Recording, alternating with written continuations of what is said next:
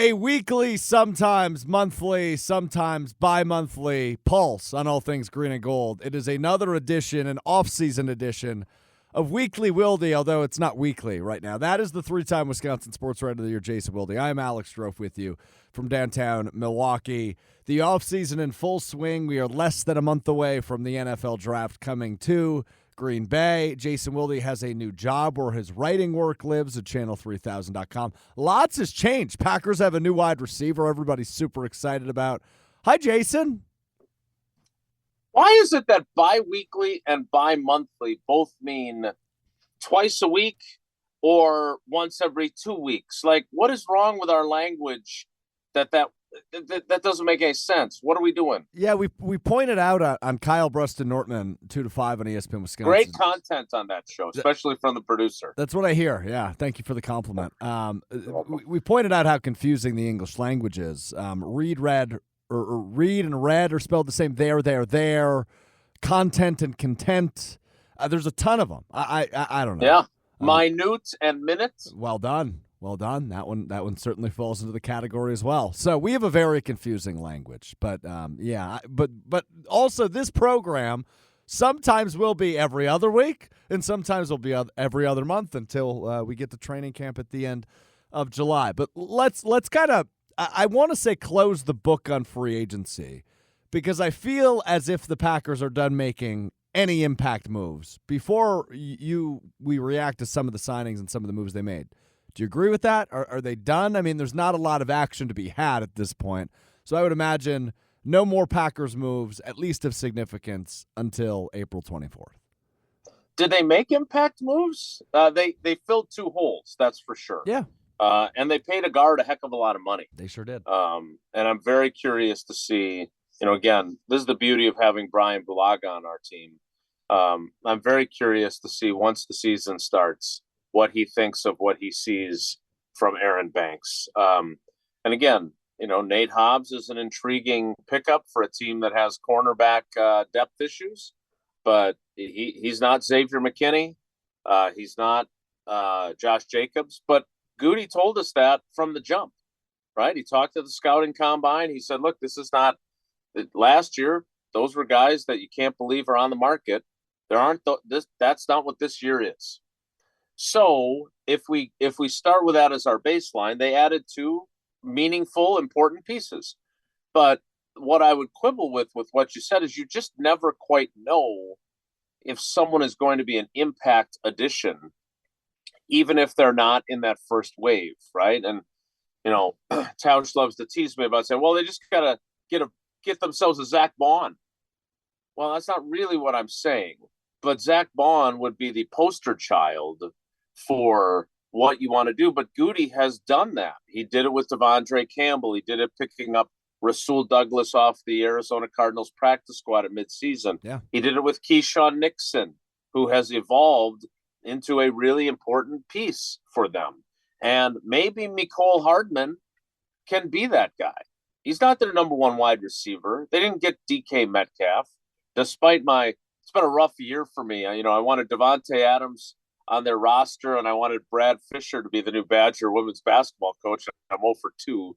But, just because a guy is a bargain basement addition doesn't mean he won't be an impact addition. And so, are there guys out there that are still on their radar that could make sense? Are there guys that after the draft teams will move on from because they drafted at that position or whatever it might be? So, Goody likes to say that roster building is a 24/7, 365 endeavor. And he's right, it is. But to the spirit of your question, no. Like the headline grabbing, oh, they got him moves, I think appear to be done. Although let's make sure we at least leave the door open, because I don't think Trey Hendrickson has a new deal in Cincinnati. There was talk about them working on it, but that you never know where that might go. But yes, to your point, I think we're pretty much donezo. Yeah, I would agree with your buddy Dunzo the Clown in terms of impact moves, but that clown laugh is so creepy, but it's impressive you can do it. To your earlier point, did they make impact moves?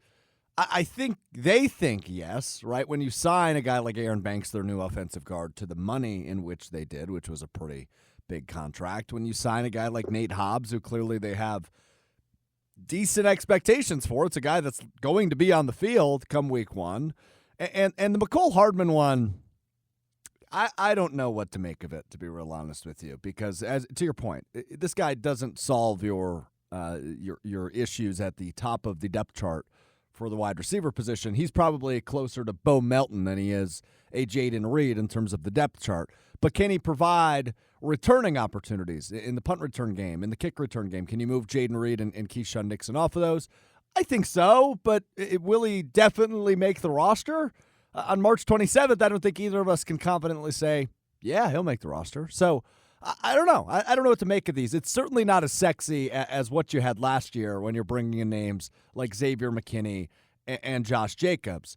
But to your point, and this is something both you and I have spent a lot of time on, whether it be on this program or any of our respective shows throughout the year or Green Bay Game Day, Goody has done a nice job when it comes to those low-risk, high-reward moves. He has. I mean, you listed off several of those names in which you've gone, I don't know who that is, to, oh, wow, we know who that is, right? Devondre Campbell is a name I don't think you mentioned, at least his first contract when he became an All-Pro. So we will see if these work out to that effect, but it doesn't make me sit here on March 27th going, yeah, this is a Super Bowl team, right? You see some of the moves Washington and makes. I'll even give credit, and I'm not saying they're a Super Bowl team, but I'll even give credit to the team down south, the Chicago Bears. They are taking big swings this offseason to make some massive improvements in a tough division. It just doesn't feel like the Packers did that, but this is still the youngest team in the league. It's still a good team. It's still likely a playoff team. It just doesn't feel to me right now that this is a championship team, which I think is fair. Yeah, and it would be nice if you listened to me because Devondre Campbell was the first person I said on that list. But be that as it may, to your point about Mecole Hardman, look, he hasn't been productive the last 3 years. His first 2 years in the league, he was productive. Mm-hmm. He's not a huge guy. I don't think he's super durable. But he caught a touchdown in the Super Bowl, and not only that, it was the game-winning touchdown, right? So, there's something there. Now, what are your expectations? Well, your expectations are reflected in the contract. You just mentioned Aaron Banks. They paid him a lot of money. They're not paying Mecole Hardman a lot of money. I mean, my goodness, I've learned this throughout the years when these insiders break contracts, and you've heard me say this, the agents, if it's a blockbuster deal, they want the numbers out there. And then if it's kind of a mid deal, it's the contract is worth up to so many dollars. Mecole Hardman, the reporting from Jeremy Fowler didn't even have that. It just said 1 year deal. Same with A.J. Dillon, whose deal turned out to be a minimum deal. So right. To your point about him, not being on the roster when the season starts, that's a distinct possibility. I think it probably includes one of those, and I have not looked it up. Rob Domofsky always has such great access to this stuff. But I think he probably got a $167,000 signing bonus, which is the maximum you can get on minimum deals, which again is more than you and I make. So in real money, that's a lot, but in football funny money, that's nothing. It's nothing. That's your next trip to Chipotle. So I just there is low risk there, and they needed to replenish that position. They still do. They have not, as you put it, they have not solved it. And do I think they're going to draft a wide receiver in the first round? I don't. But I think that this is another one of those years where if one of those guys, the Ohio State guy, McMillan from Arizona, if those guys are there, I still, one of the great untold stories that I don't think Goody will ever answer questions about it because he'll say those are hypotheticals or that was in the past. But I will always wonder, because I had multiple people tell me this, that he wanted Brandon Ayuk in 2020, that he really liked Brandon Ayuk. And then the 49ers trade up in front of them.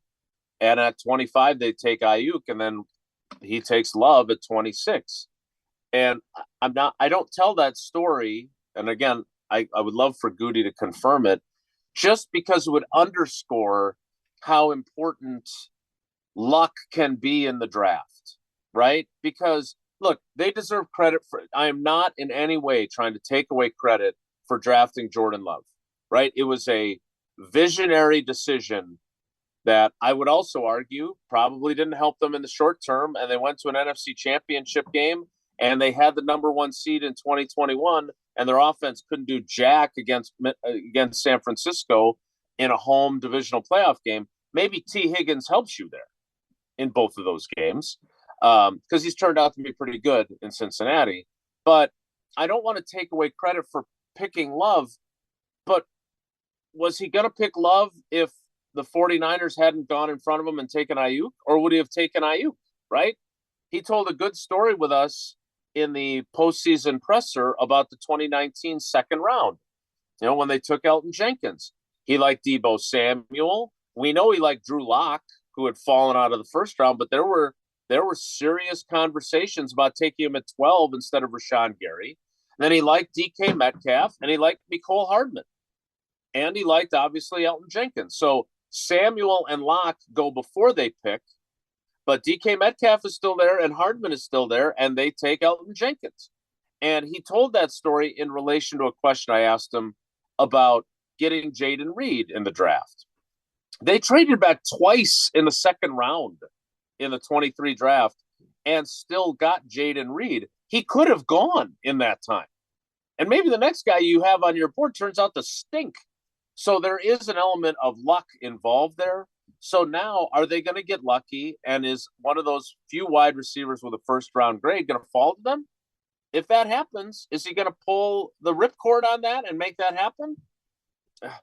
It feels to me like it would be a good time to do it. With Watson injured, with both Watson and Dobbs in the final year of their contracts, and the fact that as much as I like Wicks and I like Reed, they're coming off seasons where they did not make the jump you wanted them to. Yeah, the definition of insanity is doing the same thing over and over again and expecting different results. Now, these are still young receivers. Could they make a jump? I still think the answer is yes. We just didn't see it a year ago, and obviously that's in the midst of all the drops that specifically Wicks and Reed had, both top 10 in the league last year in drop passes. So I like those guys. I don't want to take away from them.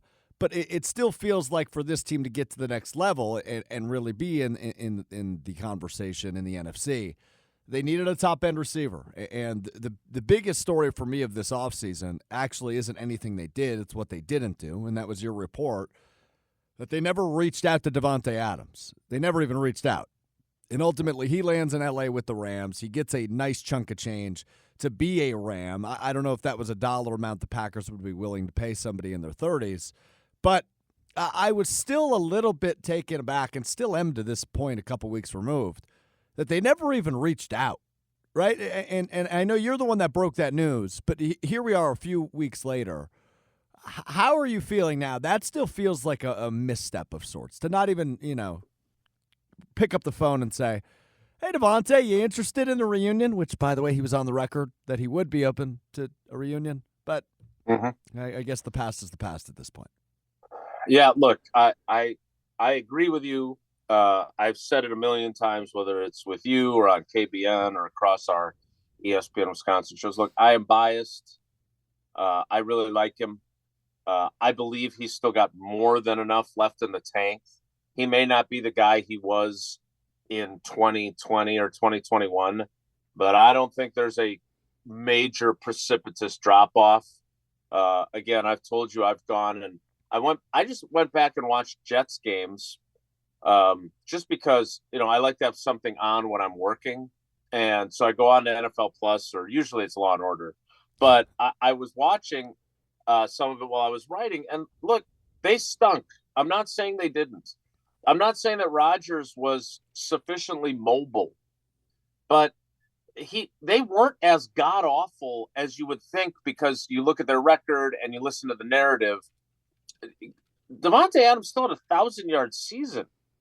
Now, the video that you see on social media of the two of them is that harebrained trick play throwback thing where he just gets walloped eventually when the ball is thrown forward. Yes.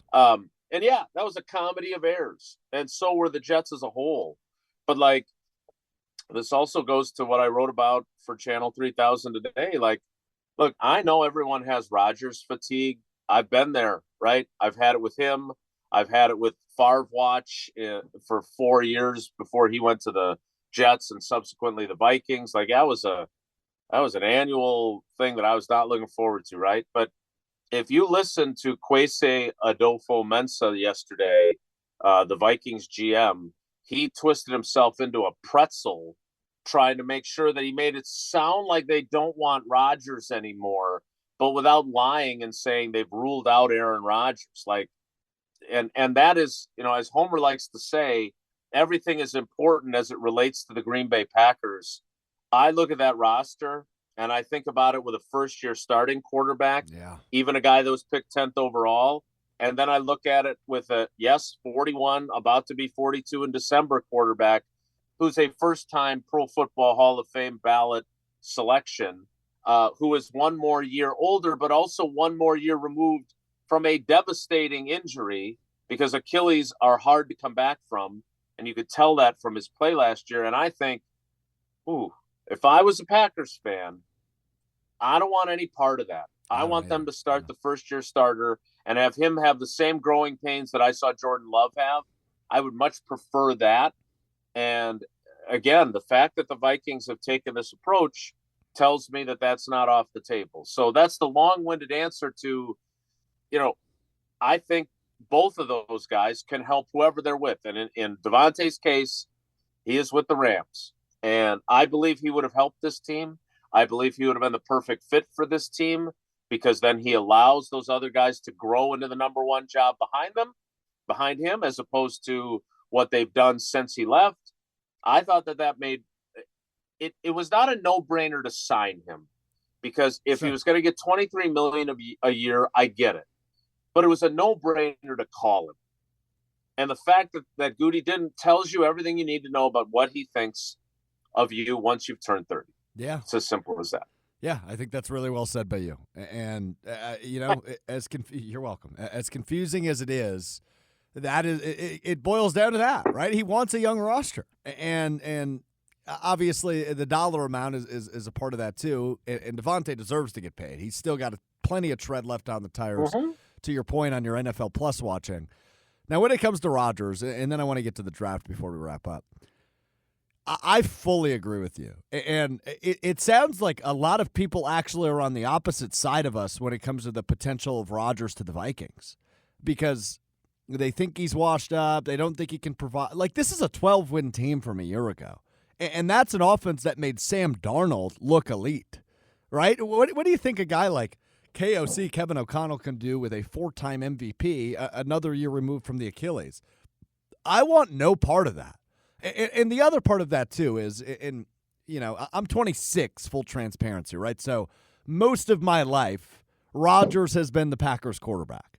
So I want to root for him elsewhere, right? If he's in Pittsburgh, outside of Ben Bruss's September 28th date in Ireland when the Packers play the Steelers, I want to root for Aaron Rodgers to succeed. I watched Jets games last year, and I saw there were many moments, despite not a lot of winning, there were many moments where I go, ooh, he's still got it, man. And I want to see that before he retires, and we live in an NFL where there is no Aaron Rodgers. If he's in Minnesota, I can't root for him, because they're a good football team, and they're another team that I think made some nice improvements in free agency this offseason. So I want nothing to do with that. I want him to go to Pittsburgh. I want to see him and George Pickens and DK Metcalf together, because I think that's just going to be hilarious TV. But the Vikings make a lot more sense for Rodgers. And if, listening to their GM yesterday, he needs some PR training, I think, after some of his answers in relation to the quarterback position. But, yeah, I want nothing to do with this, Jason. Yeah, and look, I'm sure there are Packers fans that think we are being chicken littles about this and are like, no, he's washed. I don't care where he plays. But yeah, go ahead, go to the Vikings, right? And again, they may be right. Like, I don't have a crystal ball, right? I could be 100% wrong on this, but I would say I don't want to – if I'm a Packers fan, I don't want to tempt the fate of the football gods. I just don't. Let him start J.J. McCarthy. And look, KOC, to your point, turned Sam Darnold into Sammy Baugh. Like, he made him outstanding last year. And whether or not, and, John Schneider's a good buddy of mine. I root for his teams because he's my friend. I am super curious whether Sam Darnold without KOC turns back into a pumpkin, or if he's unlocked something where he's going to be really, really good moving forward. Yeah, I agree. Right? Because even with KOC, the playoff game and the Lions game in the finale, not good, right? But if Kevin O'Connell was able to do that with Sam Darnold, could he do that with the guy that he was part of drafting in J.J. McCarthy? Absolutely. Could he do that with Aaron Rodgers? Yeah. And again, I struggle with this so much because I think there are a lot of people that tune us out when we talk about him because they just have that fatigue. But my point is that if he's motivated, and on top of that, if he says, look, I've tried it my way, that Jets thing was a blank show, I'm just going to come in and work my ass off and be fun Uncle Aaron with the young guys, and I'm going to adapt to them instead of making them adapt to me. Watch out. That's all I'll say is watch out. And if I'm wrong, great. But if I'm a Packers fan today, I am hoping that the Vikings see enough from J.J. McCarthy that they're like, no, we're going to pass. And then J.J. McCarthy has the same growing pains that Jordan Love had in the first half of the 23 season, but it extends throughout the season, and they end up being an 8-9 team, and it's the Packers and the Lions with their two new coordinators that are battling out at the top of the division. We are less than a month away, April 24th, day one of the NFL draft, which will happen just outside of Lambeau Field in Green Bay. I have a couple of thoughts and questions in relation to how the Packers approach the draft here over the course of the next month. But before we get there, are you able to use your office during the draft, or because it's in Green Bay, does that change? Well, it's not because the draft's in Green Bay. So they are renovating the home locker room and expanding the equipment room into the media auditorium. So, and they're moving the team meeting rooms and it's a major expansion of the football area. Okay. And so while they're doing that, which, I ran into a friend of mine that works in the building at Happy Joe's Pizza. Oh, great which I spot. love, great spot. And so we got to get them as a partner now, clearly. They can sponsor Weekly Wilde. And I can get some free tokens to play the games in the front. But he was telling me all the stuff that's going on over there. I was like, dude, you chose to do that now when you also have the draft? It's like, yeah, it's a lot. But anyway, so what they're doing is they took the team and put them in that brand new third locker room that they built for when they host soccer games and everything else. And so, where my office is, I hope people find this interesting. Otherwise, it's just me blabbing about, I got an office at Lambeau Field. It's got a lot of bobbleheads in it because Paula doesn't want them anywhere other than in here and somewhere else. I've been in there. There are a lot of bobbleheads. Yeah. There are. And people do enjoy that. They come and peek in on the tour and everything else. But so that's like the players' lounge, not my office specifically, the area where my office is located. So I have not been in my office since the season ended. And I miss my bobbleheads. But on top of that, that still will continue apparently all the way to training camp. Oh, okay. So I don't know what draft coverage is going to be like. I'm probably going to hang out at the Tundra Trio and then run over just when they're making picks, because Lord knows. And I don't know what the work situation is, whatever, but the more significant thing is not my inconvenience. It's, I assume by now they've figured this out, but I love the fact that Goody and LaFleur last year, at the end of last year's draft, when they got questions about the excitement of having the draft in Green Bay in 2025, were like, hey, I just want to know how I'm going to get into the parking lot and get into the building. Yeah. And I'm with them on that because they haven't bothered to tell us. Yeah, I read something that parking in that area will be shut down by 8 a.m. each morning, and you won't be able to get out until midnight if you're utilizing like Oneida Street. Don't take that as gospel, but I read that somewhere. Well, So. Oneida Street is just going to be. I mean, it's going to be blocked. Like the stage It's on Oneida, right? is on Oneida, and I'm not saying on Oneida Street. Like no, on the actual street. They're building it in the street. Wow. So yeah, you know, as a Green Bay boy, you're gonna have to find some alternative travel plans, even though you know that city better than most of our teammates. Yeah, we'll figure it out. I'll be up there all week. I'm looking forward to it. So maybe we'll do a live and in-person weekly Wilde. We'll find out together. All right. You got to bring the Happy Joe's pizza. Okay, I will. I haven't been there in probably a decade, Jason. So that was that was an incredible pull by you. Did you go to the one? The only ones on East, is that East Mason or is that Main Street? Oh, good question. I think that's East Mason. Okay, got it. Yeah, I grew up over there, so that's wild. All right, draft stuff. So the top 30 visits. So the Packers get a total of 30 visits they can use with potential prospects ahead of the draft. For example, last year they only used 28 of them, but the Packers specifically, or maybe it's like this for every team. I don't cover every team. But it's interesting to see the guys they utilize them on, especially after the draft is over. So here are the names that ended up with the Packers after they used the top 30 draft of them. Well, I'll just look at last year, for example. In the linebacker room, Edrin Cooper, who ended up being pretty good, was a top 30 visit. Tyron Hopper, who was a second-day pick, was a top 30 visit. Katano Ladapo, one of the safeties, was a top 30 visit. And then an undrafted free agent offensive lineman, Donovan Jennings, was also a top 30 visit for the Packers last year. It's usually about 4 to 5 guys that they take a top 30 visit with end up with their team. Now, looking at the Packers, they've only done a few so far. Couple of edge rushers, couple of offensive linemen, and a wide receiver.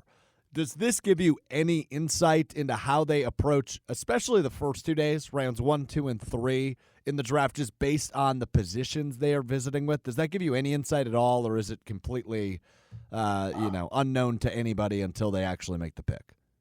No, it totally gives insight, right? Like it's not a guarantee that they're going to draft a guy, but I know, wasn't it Shamar Stewart from A&M? Yep. Like he posted a picture of Lambeau to his social media, and it's hard to keep this stuff clandestine now, right? But yeah, it seems like it only feels this way. As you pointed out, it's not the case. But I swear to God, every time we do a conference call with these guys after they get drafted, it's like, well, I was there on one of my visits and I got on the board with Jeff Hafley or whatever it might be. So it definitely matters, whether or not that ends up being a guy ends up on your team. There's so many other factors that go into that, including he visited probably 10 or 12 other teams that also like him, right? Who may have drafted him before you could. But, there is I will just say this because I know we're short on time. I don't think there are any instances where Goody brings a guy in for a visit just to be doing subterfuge.